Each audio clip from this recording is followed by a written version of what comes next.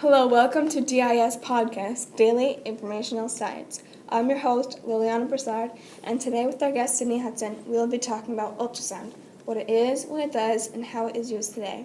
So, Sydney, what is ultrasound? Ultrasound is actually used in many different ways. Ultrasound can be used to find pain and swelling on humans. It also, as you may already know, can be used for pregnant women. The ultrasound scan is the procedure, and the sonogram is the image produced when an ultrasound scan is performed. That's interesting. How does ultrasound work?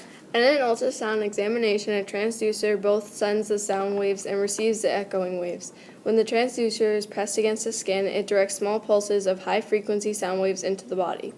As the sound waves bounce off internal organs, bones, fluids, and tissues, the microphone in the transducer records tiny changes in the sound's pitch, which is the number of vibrations per second. Pitch relates to wavelength and direction. These waves are instantly measured and displayed by a computer, which in turn creates real-time pictures that are captured as still images. Wow, that's so interesting. Yeah, it's pretty cool. So we heard bats, underwater animals, and some on-land animals use ultrasound as well. They use it to communicate or navigate. Animals use a technique that uses echoes to identify and locate objects. Echolocation allows bats to navigate through dark caves to find food. That's correct. Dolphins and whales use a series of underwater clicks and ultrasonic frequencies to locate their prey and navigate through water. Male mice and rats use ultrasonic vocalizations to attract female mice. Insects like moths, grasshoppers, praying mantis, beetles, and lacewings have sharp ultrasonic hearing, which helps them escape predators. Birds and bats use lower echolocation frequencies. Wow, very interesting. This is related to sound waves? Right.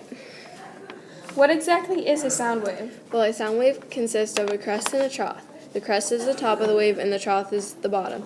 Short wavelengths consist of high frequencies and long wavelengths consist of lower frequencies. The definition of a frequency is the number of crests of a wave that moves past a given point in a given unit of time. The most common unit of frequency is hertz, corresponding to 1 crest per second. The frequency of a wave can be calculated by dividing the speed of the wave by the wavelength. Wavelength is measured from one crest to another crest or a trough to a trough. The speed of sound is 345 meters per second. Wow, all right. Well, thanks again for being on the show today. Thanks for having me. You can also follow us on podcasts and listen to us daily. This has been your host, Lillyana Brassard on DIS, Daily Informational Science, and see you next time.